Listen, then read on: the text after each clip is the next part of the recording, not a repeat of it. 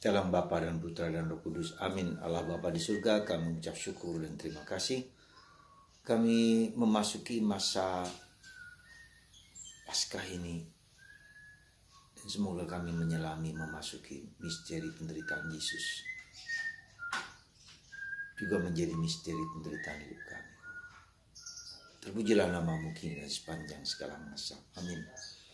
Para saudara, apa yang diharapkan dari gereja kepada kita? Yaitu bahwa kita dapat menyelami, memasuki, merasakan, mengalami derita-derita Yesus. Bahwa derita Yesus itu karena dosa-dosa dunia dan dosa-dosaku juga.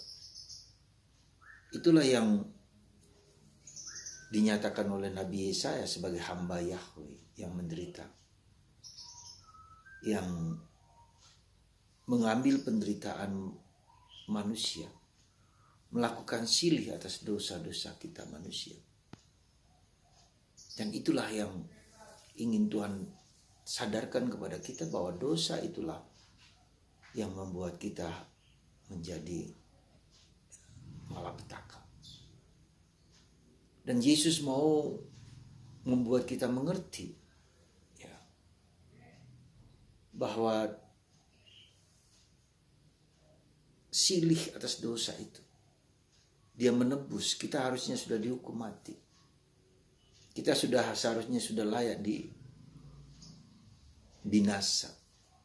Tetapi tidak, karena Tuhan Yesus mengambil silih atas dosa itu.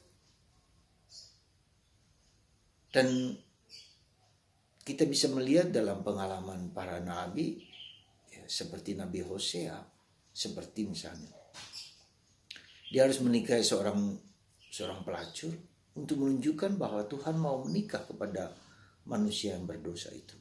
Ya, jadi dia melakukan tindakan silih supaya orang lain tahu, mengerti. Yesaya juga demikian, dia harus memanggul kuk dari binatang untuk membajak. Itulah Tuhan. Tetapi tidak dapat dimengerti oleh tindakan Allah yang meminta para nabi melakukan itu, tak dapat dimengerti oleh orang Yahudi. Ya.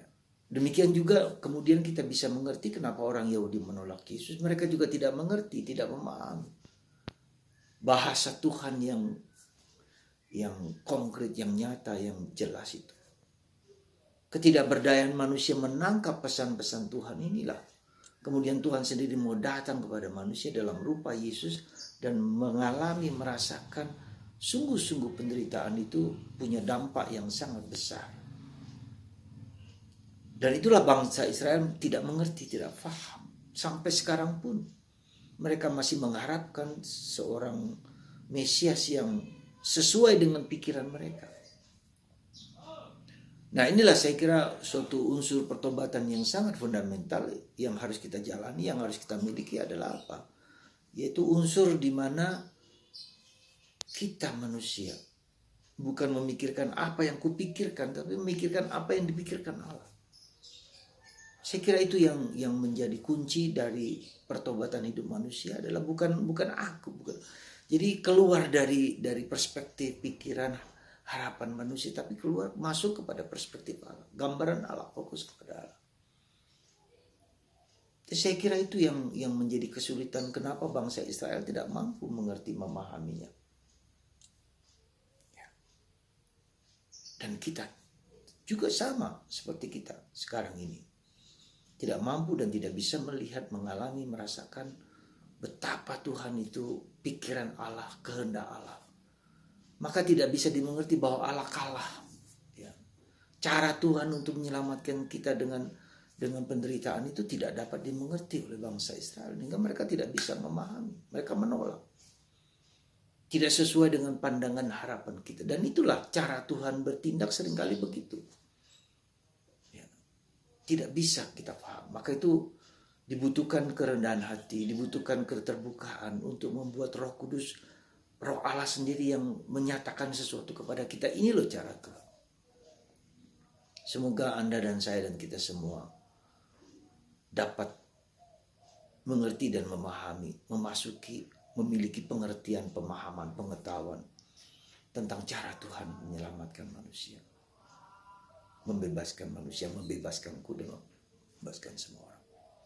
Semoga Tuhan memberkati kita semua dan kita memiliki hari-hari ini faham akan rencana dan maksud Allah bagi kita semua. Bapa, Putra, dan Roh Kudus. Amin.